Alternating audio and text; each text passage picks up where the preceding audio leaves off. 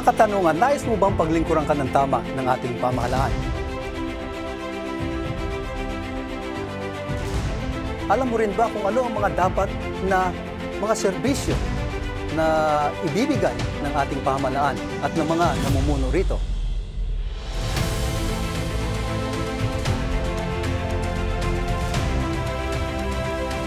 Sa isang banda, natanong mo na rin ba ang sarili mo kung paano ka makapaglingkod, katuwang ng pamahalaan bilang isang tapat na mamamayang Pilipino?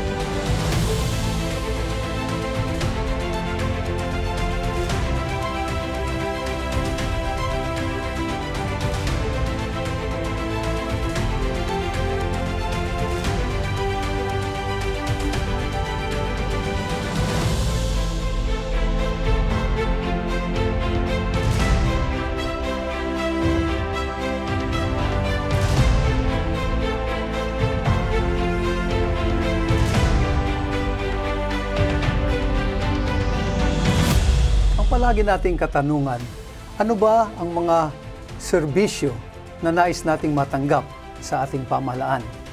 Meron din tayong mga katanungan na minsan kinakailangan nating maintindihan kung ano rin naman ang magiging contribution ng bawat Pilipino upang mapalaganap ang mandato ng ating mga ahensya ng gobyerno at sa ating pamahalaan. Ngunit, ang isang katanungan naman dito, alam ba natin kung ano ang mga serbisyong ito na dapat nating tinatanggap? Kaya ngayon sa ating programa dito sa All the King's Men and Women ay nais nating mag-aalamin ang mga ahensyang ito at kung paano tayo makakapag-contribute at paano din naman tayo matutulungan ng mga sangay ng pamahalaan na ito.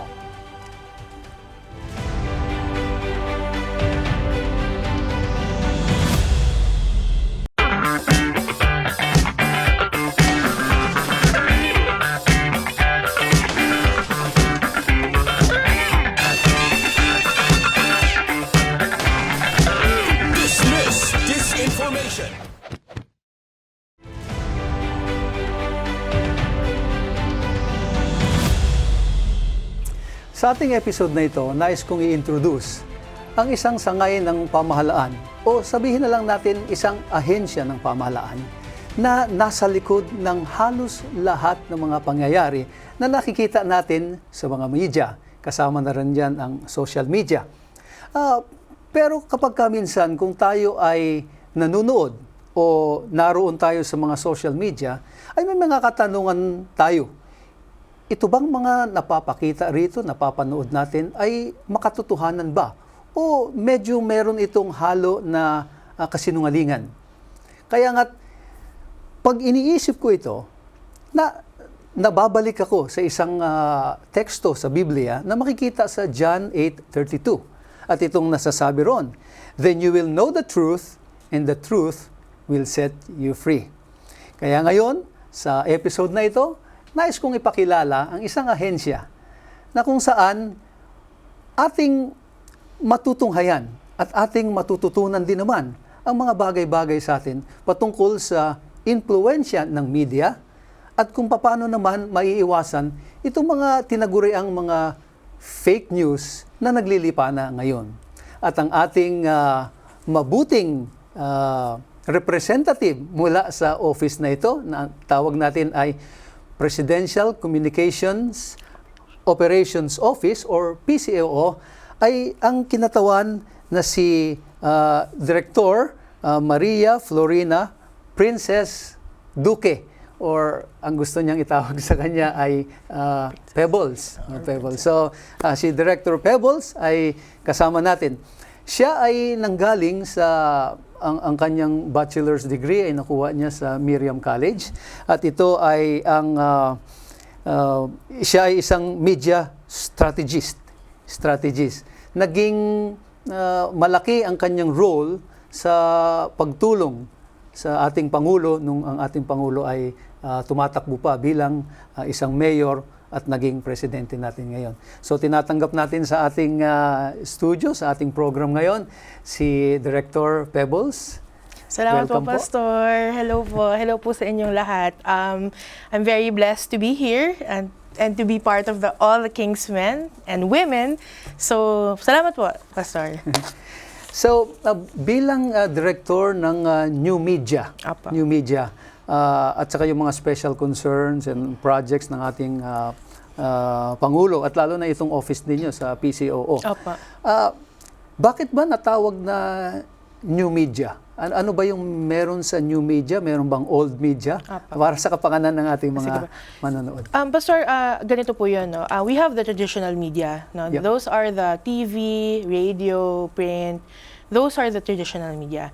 Right now, when you say new media, ang parte po nun is that yung anything that involves the internet. Lahat po ng digital, lahat po ng anything na basta internet po, that's what you call the new media. Because it's a new form of media. Okay. So, ganun po yung definition po niyan. So, kasama po dyan yung websites, di ba? Kasama po dyan yung social media as well. So, those are the behaviors or strategic behavior, what are the behaviors of our people online.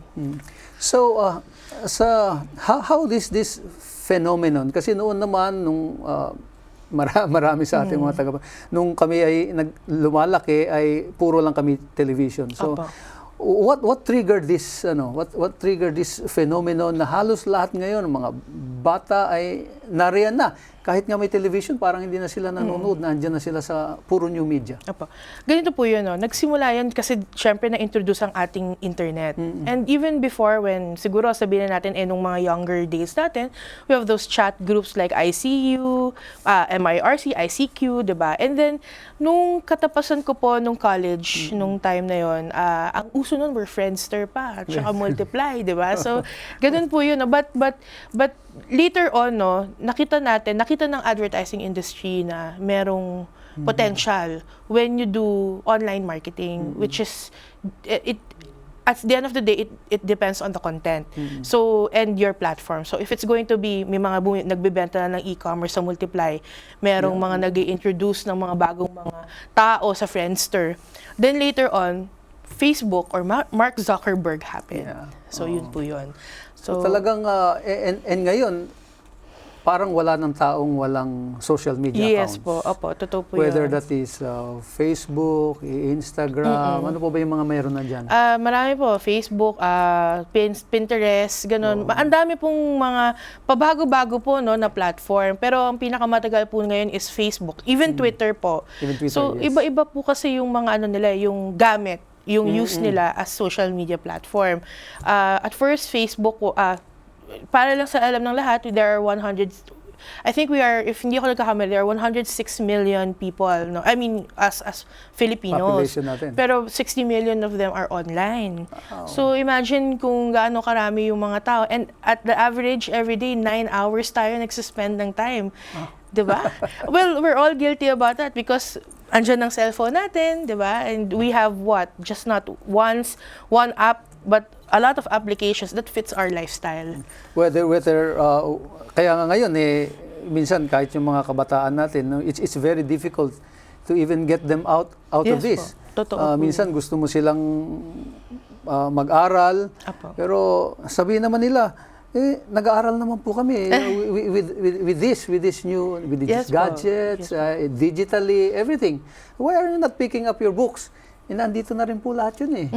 So nakikita mo ba how effective in information dissemination is this new media? Yes, very much. Kasi we're able, di ba nga, sa Google, we type search. So whatever we want to search for, we will a-answer si Google para sa'yo. So, ganun kadali na ngayon ang information. Pero meron nga po tayong dapat, it's a pros and cons thing kasi yan eh.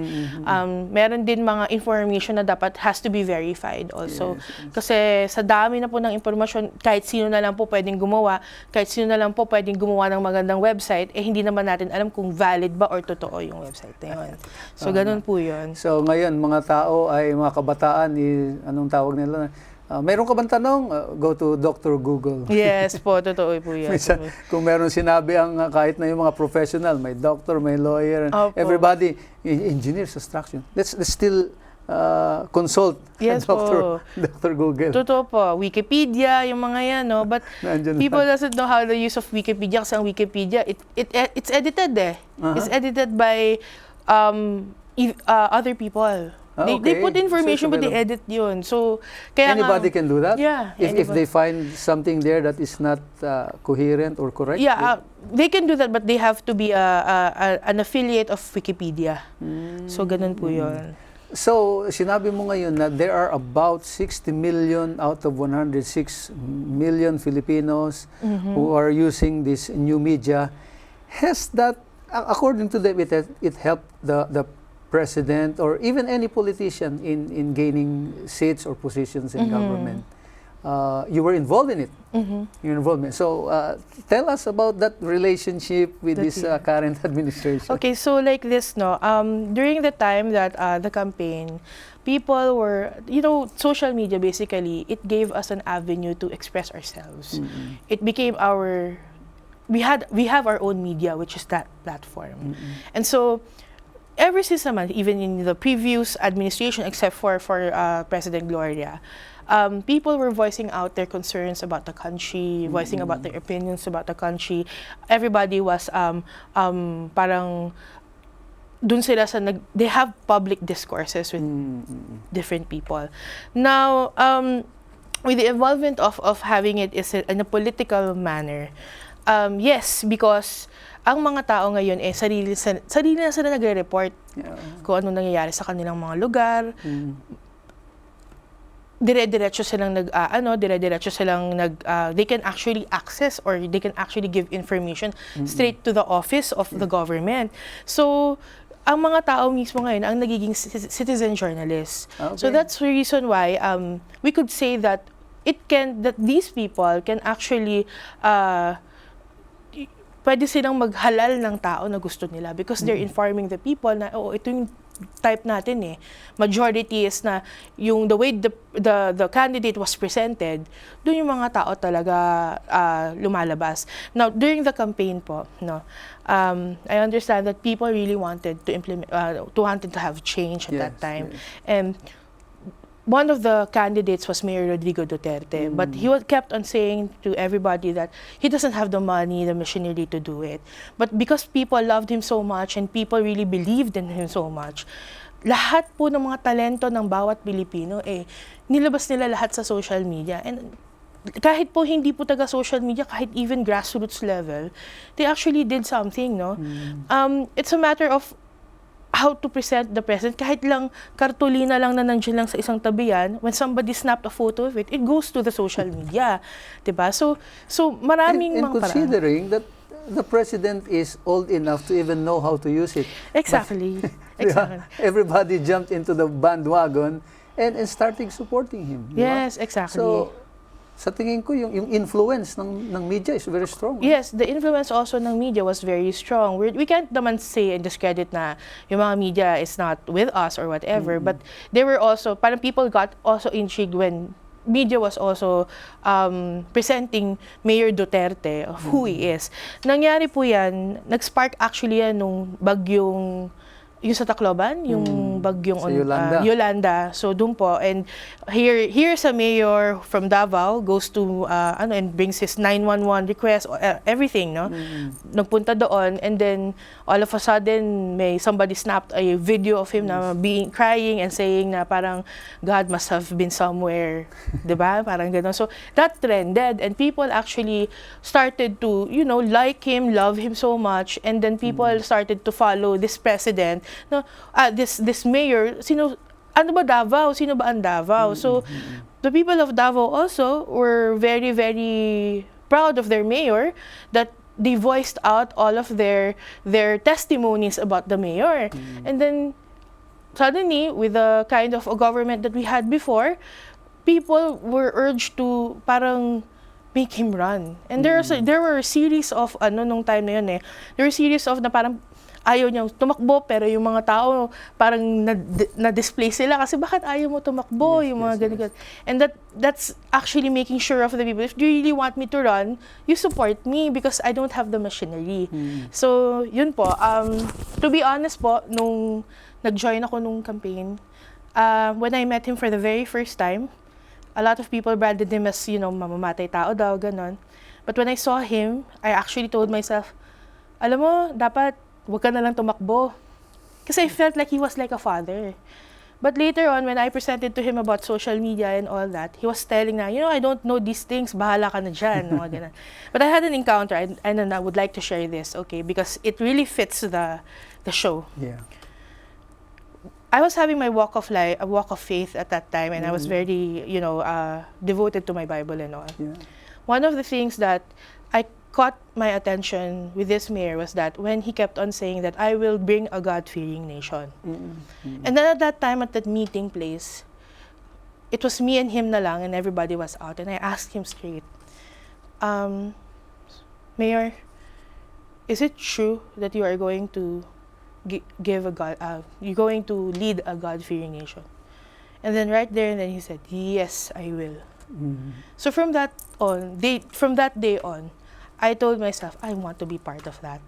Wow. So even now, even if, us government officials, you think it's easy to be a government official now. No. Actually, it's fun, okay, you're working for the president and all that, but it's a hard work because the president wants to oversee everything. If the president says you go on ground, you go on ground. We go on ground. So with all the frustrations, all the first-time things that you see in the government, I always go back to that cuento of mine. No, I always go back. And do you see the efforts of the president continuing to make that a reality? Yes. That this country will become a God-fearing, he will bring a God-fearing leadership in the country. Yes.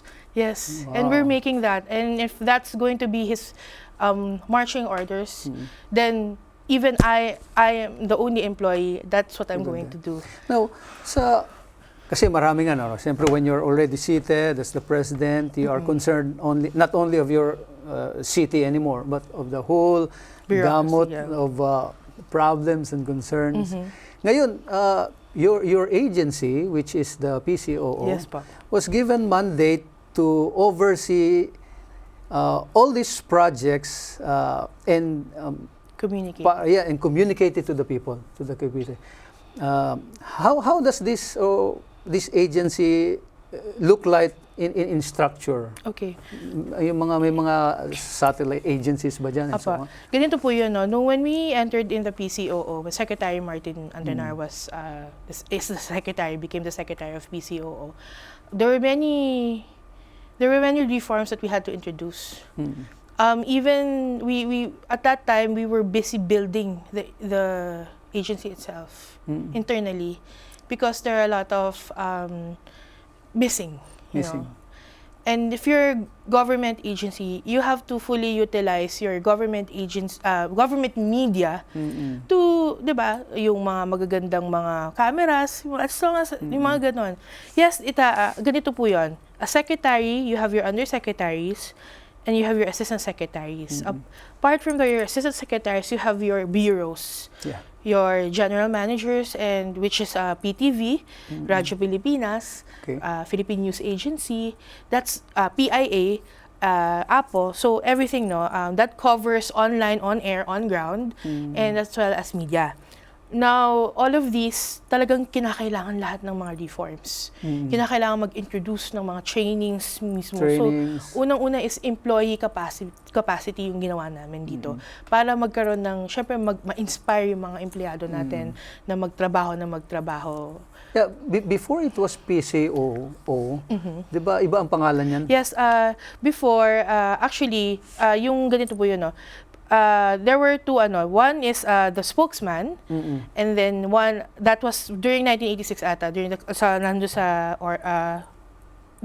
order ata, na in spokesman, and then the press secretary. So different yun. Different sila. Okay. Then panahon ni Pinoy, ni President Aquino, ang ginawa nila is that si press secretary, so iba na talaga siya, then nag-build sila ng parang PCDSPO, I think that's the under Manolo Quezon, which is the strategic communications, right? Then later on, nung pumasok naman sa Secretary Martin Andanar, ang ginawa niya is inisa na lang niya yung PCDSPO at saka PCOO. Yun na yung ano na. So lahat strategic, lahat ng under his mandate na. And at the same time, yung spokesman naman, kasi dati yung undersecretary lang isang spokesman before. There was a presidential order that the spokesman be a secretary level. Okay. That was when spokeshari was So ang ginagawa namin is that every time all of the executive branch or even spokeshari speaks, we're the one who distribute it to the public.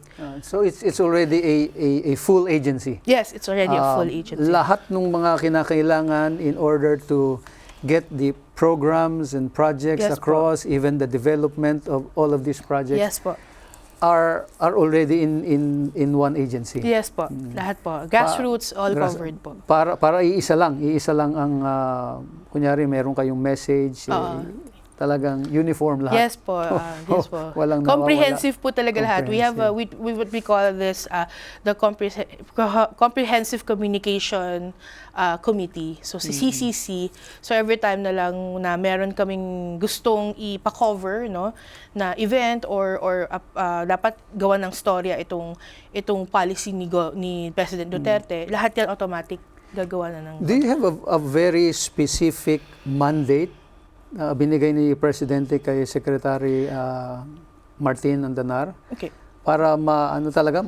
maiparating sa mga tao? Basically, the pinaka-mandate po talaga ng PCO is to spread and communicate the plans and plans and policies of the government. And even whatever is the plans and government of the plans and programs of the government in the Duterte administration, yun po talagang kailangan hahanapan namin ng paraan para ma-reach out namin yung mga tao.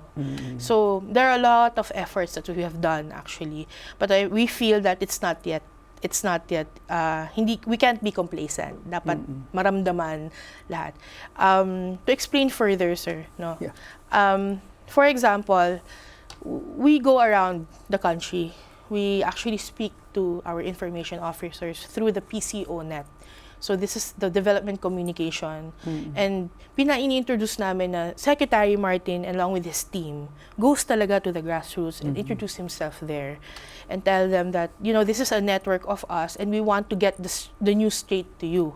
So pag kinukuha namin yung mga database nila, dinidiretso namin yung mga balita sa kanila para alam nila. So is this also part of at least getting the president himself in the parang nasa mindset ng mga tao na the president cares for us, loves us. Yes po. And kahit na hindi siya personally, physically nandito, we can feel it. We have us as government officials, we have to exhibit that. We have to make them feel that we are like that. And apart from that, they also have to understand where the president, what the president's plans are. Kasi minsan din ang mga tao even if an administration is doing a lot, pero the common people does not have a chance to know of all of these things. Parang sabi nila, we are left behind. Hindi kami kasali. There are situations like that talaga whenever we visit. It's not just that we're there to visit because papakilala kami, but we also what do you call this? Inaalam din namin yung communication situation ng mga tao sa bawat lugar.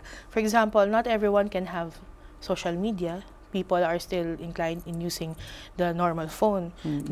So the way to communicate with them is to really give them the text message or text blast and utilize their community radio. Because right now, and we saw that, di ba? We experienced and we saw that during sa mga SONA. Ano yung sabi nila doon? Yes po, yung GSN, Government Satellite Network. Actually, that's the newest one that because of the things nga na nakita namin, na hindi pala talaga na accurately na bibigay yung information sa kanila, Secretary Martin Andanar had to implement this GSN or Government Satellite Network, wherein in the barangay, nandun itong Government Satellite Network na to, makikita lahat, parang billboard na, and if the president wants to speak to that barangay, he can actually, Parang we can andun siya, actually no? set up. It's a, ano eh, it's a signal eh. I think it's a, what do you call this? It's not, parang may internet then and all. So yun yung mga things na ina-apply namin, na kailangan namin take consideration kung paano namin maipaparating sa mga tao yung plano ng gobyerno. Because, for example, example lang po, how can somebody from a barrio, a very secluded barrio, can enjoy the free medicines that we've been announcing pero hindi nakakarating sa kanya? Okay. So, yan yung lagi nating iisipin. And apart from that, sir, whenever we visit the provinces, we also visit the supporters. We ask them how you are. We ask them, the support group that we had from before, hanggang ngayon, we are still connected with them. So how does that individual feel? How is he influenced by all of this? Well, for one, about like with this supporter, there's this one specific supporter who said na, we're very happy that you went here with us because we thought that everything was done after the elections, na we were forgotten, na wala na daw, ganun. And sabi niya, ma'am, simple lang po yung gusto namin mangyari. Alam naman namin, hindi namin makikilala sa presidente, pero sana ma-make sure po natin na nararamdaman namin yung alam naming pagbabago. Which is now, that was the inspiration. Well, as for me, that every day that I would say na dapat matanggap nila ito. Dapat So alam yung nila message niyong ginawa noon is pagbabago. Change. Yes, diba? change. Opo. Parang ito yung pinaka battle cry ng Opo. ating Pangulo. Opo. Tunay na pagbabago. Tunay na pagbabago. Siyempre, kayo yung kayo yung nagbuo niyan, no? Opo. Ngayon ba, is that still being carried through hanggang doon na yung mga tao doon sa baba can truly say na yes, there are changes, no? Hindi kami nakalimutan dito. Well, nung pumasok si President Duterte, sila Secretary Martin was able to create a partner for change kind of message, encouraging all of our people or the public to be a partner for change. For a healthy, good governance to happen, there should be a participatory governance. Participatory government. So, what are some of these programs na inyong dinadala doon that is concrete enough for them to know that they are participating in change? Okay. One is that, it's as easy as also if you have a social media and you're connected with us and you're promoting the plans, you're simply sharing the plans of the government. That helps a lot. And that's participatory governance. Second is that there are a lot of interagency programs that has happened. Yes. So when you attend those simple symposiums that we do or the workshops that you do, that's where you come in as a participatory person or participatory individual. And then it comes word of mouth. Na parang siya mismo, you're being trained and then you will train others. Parang ganun ba? And do you also solicit from them itong mga suggestions on how to Yes. do it in the local setting? Yes. Part of malaki nga po yung dito itong gobyernong po ito is talagang hinihikayat nila na magkaroon ng opinion ng mga tao. Para po yung mga programa pong gagawin namin, hindi naman talagang kami-kami lang nag-iisip. 'Di ba? Dapat kasama po sa decision making ang sambayanan. So, kung ano po yung gusto nang mangyari ng mga tao, gusto namin i-implement 'yon dito sa aming parang it's a joint thing. And it's a joint policy making program. And kasama din doon is like mapunta rin ako Facebook. Diba? Doon makikita mo na ang mga opinion ng mga tao agad-agad. Yeah. Makikita mo. So, you become the decision maker. You're part of that decision making in terms of creating the policies in the government. Yan ngayon, I could sense and actually could see that you are influencing. You are influencing people. Pero one part of influencing people is if you have an agenda of yourself, you package a particular message and get the emotions of people siguro into it, and then you influence them. Yes. Are there times when you and your agency, your department, feels na, well, this might not be the real message, but we can twist it to make it appear like This this. is a real message. You know what? If I'm going to tell you honestly that so far we are being honest workers here, and and we're actually on the side of the truth. I believe so that we are on the side of the truth, and we just want it out there, yung talagang totoo, and the way that the people can actually absorb, or the way that people can actually parang i-perceive ba nila kung ano yung message na yun, paano nila mararamdaman yung message na yun. Ganun lang po yung aming gustong gawin. Kasi hindi naman lahat, kailangan dapat yung message mo should be relatable to each individual, kasi kanya-kanya tayo ng pag-iisip, kanya-kanya tayo ng pagpapaunawa. So that's why if we have one message, then we translate it to different kinds of messaging as well.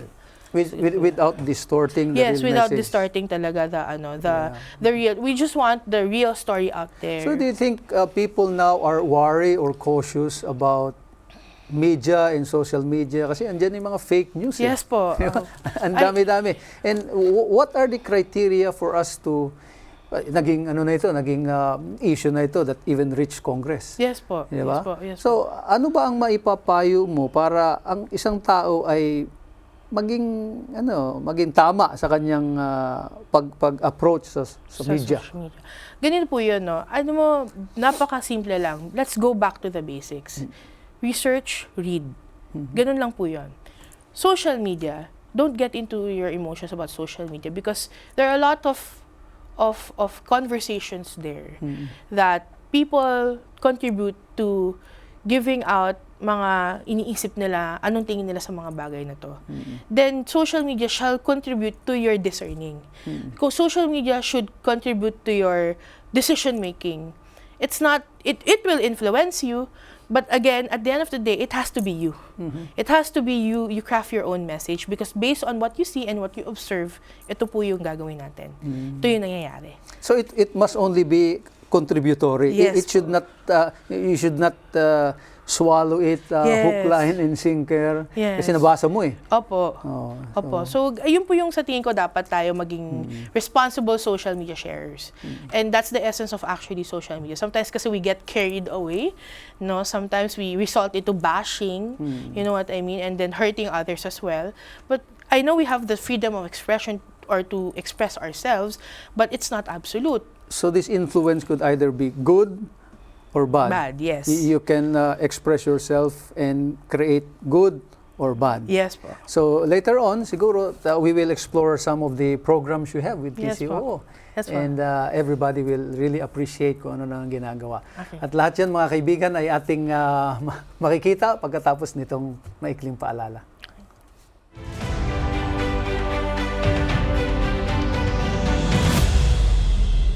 Ako po si Director Princess Pebbles Duque, Director for New Media and Special Concerns. Isa po sa aking programa na hinahawakan ay ang Dismiss Disinformation Campaign. Ito po ang national campaign ng PCOO or Presidential Communications Operations Office to fight fake news. Dismiss disinformation.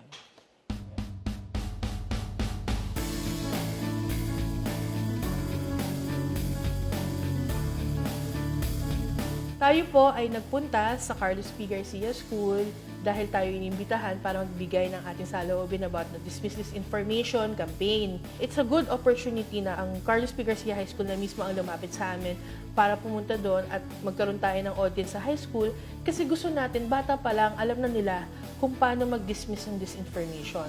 So, ang ginagawa po ng PCOO is that we are guiding our children, our youth for today, on how to actually be good messengers of change, and at the same time, they would be wise enough, di ba? Magiging matalino sila sa pag-share ng responsableng mensahe. Naging malinaw po sa aming mga guro at sa mga mag-aaral ang fake news po at kung paano po malalaman kung ang isa pong balita ay fake news or totoo po na nagaganap. Mahalaga po ito sa mga mag-aaral Lalo na po ngayon na nasa 21st century learning po, na kung saan ang mga estudyante ay gumagamit po ng iba't ibang mga technological gadgets katulad ng cellular phones, internet, at lahat ng mga search engines. Ito po yung magiging tulay para sa kanila sa pagpapakalat ng wastong balita, kasi sila rin po ay pwedeng maging tinatawag na citizen media journalist.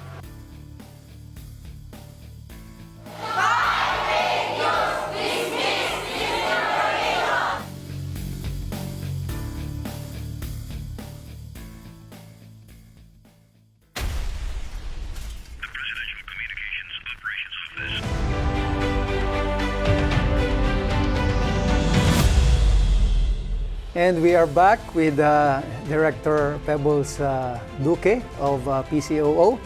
At napag-usapan po namin kanina kung ano ba ang ginagawa ng kanilang ahensya or department, Presidential Communication Operations Office, na ang pinamumunuan ni Secretary Martin Andanar. And since si Director Pebbles ang in charge sa new media, gusto nating malaman kung ano ang naging epekto ng mga ginagawa nila para tayong mga Pilipino ay maramdaman naman natin at malaman natin na may ginagawa talaga ang ating pamahalaan sa bawat isa sa atin. Merong mga ahensya na nasa ilalim ng PCO, supervision ng PCOO. At can you tell us, kasi hindi namin minsan alam ng mga mamamayan na meron palang mga organizations na ganito and mga bureaus sa inyong directory. Sure, sige, Pastor. Let's start first with the Philippine Broadcasting Services. Philippine Broadcasting Services, yan po yung broadcasting po ng Radyo Pilipinas, formerly known as Radyo ng Bayan. So now the new name for our government radio station is RP1 or Radyo Pilipinas. There's also RP1, RP2, RP3. RP2 and RP3 are we're nearly we'll be broadcasting worldwide for radio also as well.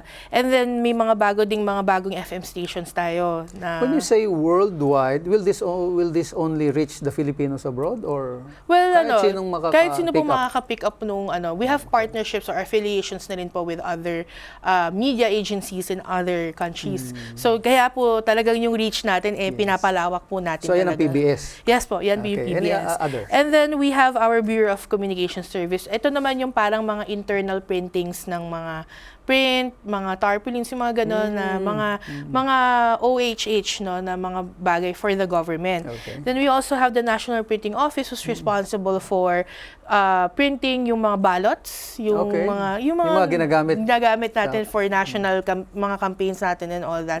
Mga brochures na kailangan i-disseminate and all. So yung mga iba't ibang mga agencies nagpapaprint dyan? Yes po, may mga iba po. So NIB naman or the News and Information Bureau, that's under PNA or Philippine News Agency. Nandiyan naman po lahat ng monitoring ng ating mga balita. Monitoring din ng mga balita external and internal. External meaning pati foreign news po, alam din natin. Part din po dyan yung foreign attachments natin, which is affiliations natin with other foreign agencies. So ibig sabihin yan, you get this from our consular offices? Or? Yes, not just that. The media, the international media would go straight to us, to this office. So tinitignan nyo yun, whether it is about the Philippines and then you bring it in. The connection between the media international and kasi long before, media kasi was like, parang when we asked them, saan po nyo kinukuha yung information, they would get it pa into the mainstream media.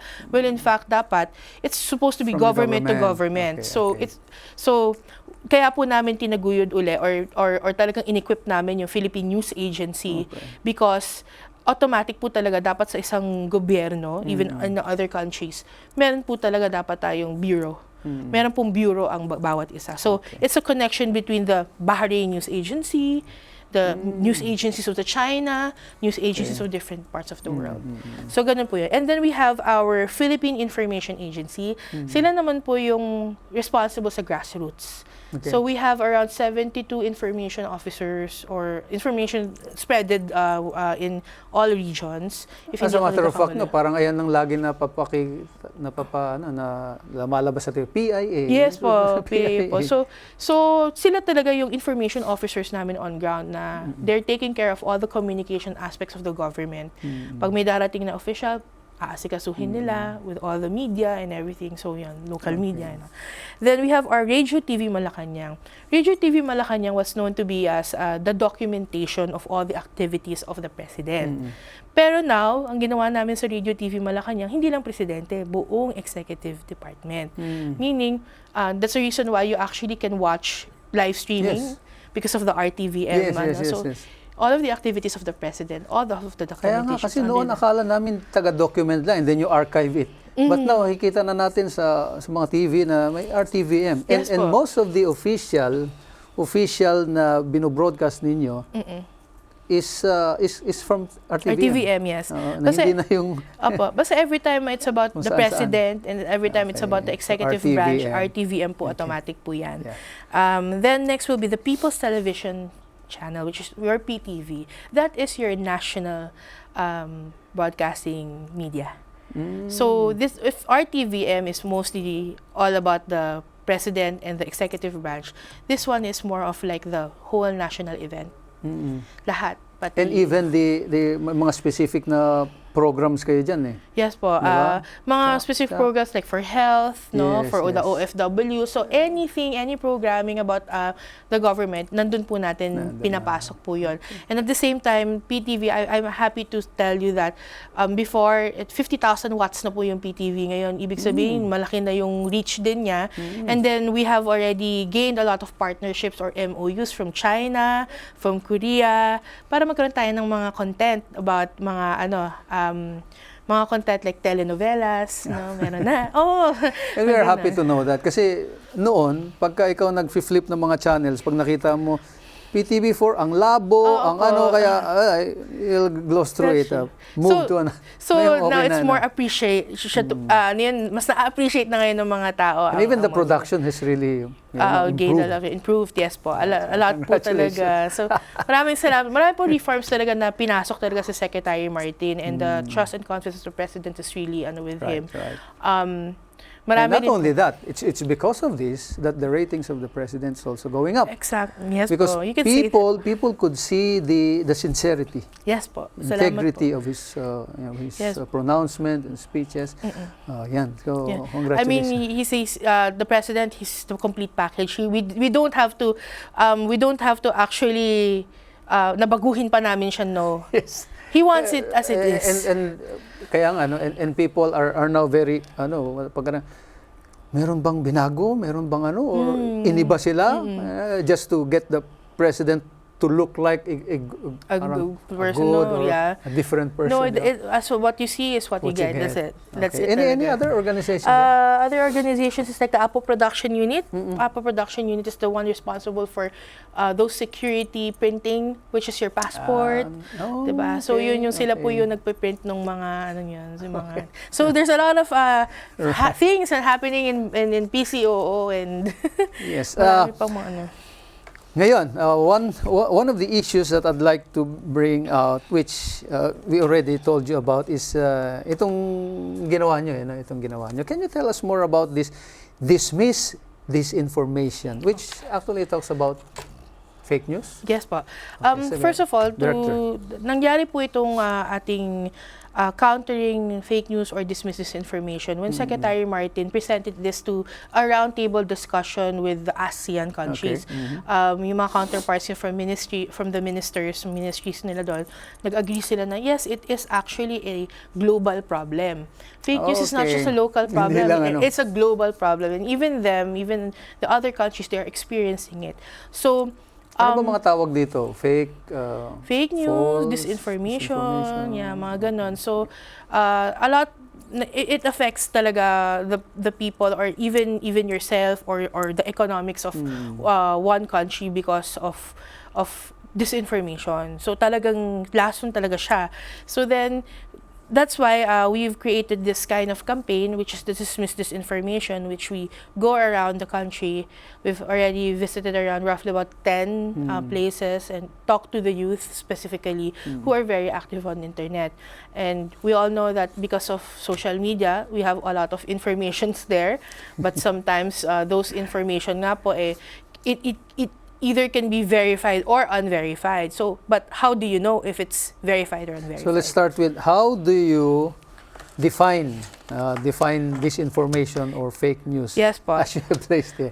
Sometimes kasi, there's yung paggamit ng disinformation and misinformation iba. Okay. Disinformation is when you are being used by this person on an agenda to actually spread fake news. So that's, the person is the disinformant. Okay. Diba? So somebody who's creating it. Right? You're misinformed because you are you're doing misinformation because you are misinformed and you shared it. Okay. You didn't know the truth about it. You were just a victim of that disinformation.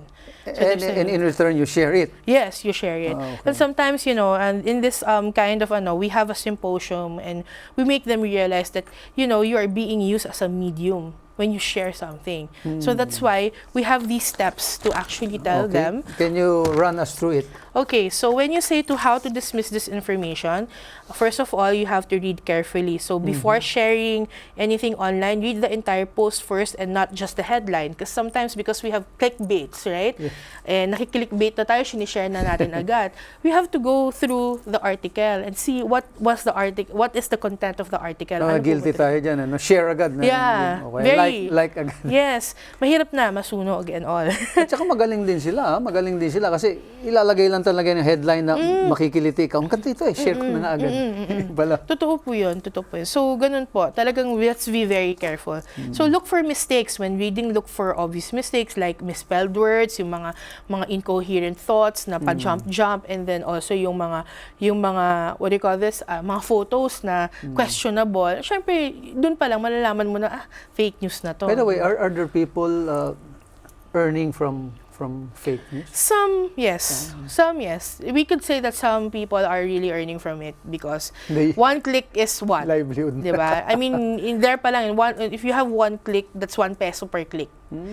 That's how it is. So kahit na anong ilagay ko, kikita lang ako rito. Like for example, if you have just a content of say 200,000 views, the person who can actually just pay for you and say, hey, thank you for giving that content. You hired that person, then you were being paid for it. And you can start with credible news. Yes. And then later on, kasi gusto mo pa rin kumuha. So kahit na lang ano.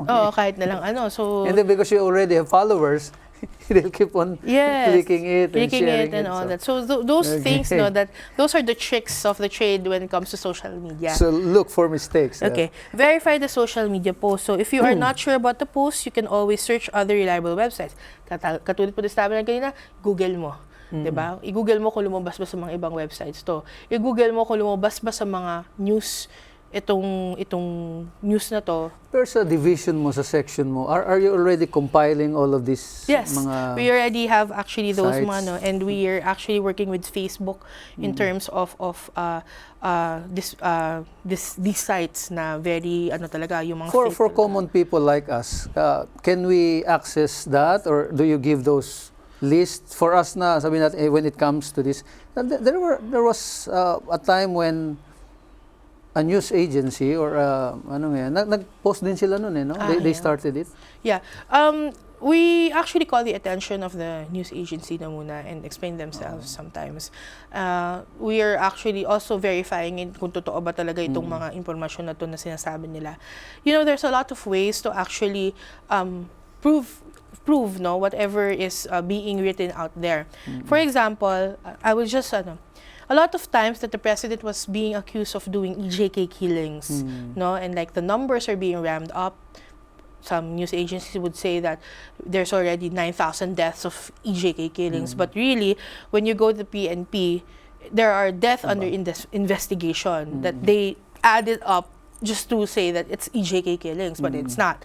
So that's why we come up with real numbers. Real numbers. So so real numbers. So Hashtag real real numbers. numbers. So every month we actually put out those right, accurate information about the crimes that has happened.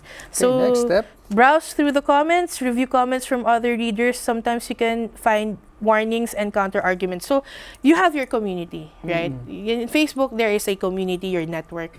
And then when you see that you shared something, you would see that themselves, they will help you. Oh, this is fake news. You cannot just share this and all that. Listen to that. Because And some would even fill in the right ones. yes. Yeah. So we have to observe the conversation. That's the essence of social media actually. Kaya kung Observe. patamad-tamad ka, biktima ka talaga. Biktima ka talaga, diba? So, Sige. ganun po talaga. So, think twice before sharing, before clicking the share button. Think how it is effect to the people. So, if you're going to be sharing this kind of content, will it actually benefit the person that you are sharing, or the network, or your friends who are sharing it? Or will you just actually influence something bad against them? So, dapat mag-iisip tayo. So parang ang iyong ang advocacy dito is we are responsible sharer. Yes po. Dapat po Diba? talaga. And, Kasi sabi rito, it is wrong to share or spread this type of information. up. Totoo. Kaya kung ikaw naman ay very careless, tapos pinadala mo lang, ibig sabihin you really don't care about other people. Yes po. Diba? And when we have this, it's actually the mind that is affected. Well, not just that, but also yourself or the country. Why? I'll tell you, for yourself, you better start actually using your social media or your Facebook as your resume. Because yes. later on, if you share those fake news, of course, your employees in the future would actually see how what you share and what is your lifestyle in that Facebook. So, how can you be credible enough if you're always sharing fake news, right, or disinformation? That's it. And another thing is that disinformation or fake news can actually affect one city's economic progress.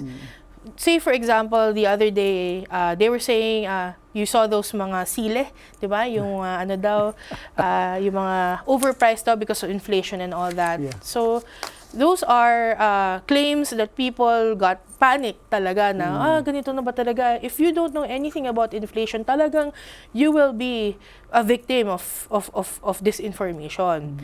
And right there and then, we address this problem. We ask for a lot of the markets talaga, we asked talaga, some of them na, they were saying na, tumataas na yung ganito, tumataas yung vegetables kasi dahil sa train law, ganyan. But we had actually ASEC Lambino explain, like a TED Talks type of explain through the presser, yung disinformation na sinabi. So ngayon, we've learned a lot about media and how it's affecting people. It's affecting our country, it's affecting the credibility of individuals and besmirching even the person, Yes, po. reputation and so on and so forth. So in closing, do you have some advice to the Filipino people, especially to our young people who are very busy with all of this social media? And invite them also to be responsible citizens. So you can call on our people, the 60 million Okay, Filipinos. 60. Sa 60 million po na ating mga Pilipino, ating mga kabataan, unang-una po, no, start following your government media, no? Start acknowledging, start subscribing to PTV, all of those agencies that I was telling you, because you will actually know all of the information about the government. If you want to know all of them, doon nyo lang po talaga malalaman yung mga totoong programa at polisiya na ni President Duterte. Now, para naman po sa ating mga taong nabibiktima ng fake news and disinformation, I understand na yung mga sinabi namin kanina ni Pastor, yung mga binasa namin kanina is just parang briefer lang to. But you know, once na you know things or the steps, no, of how to dismiss disinformation, you can actually save other lives. Because kapag alam mo na mali yung shinare, then you can actually tell that person, hey, you stop that, diba? So, you have to go back to the basics of reading, researching, diba? Don't get into so much emotions in your social media. Be a good kumbaga para makipag-usap ka ng matino, 'di ba? Ang pinopromote natin dito is matino at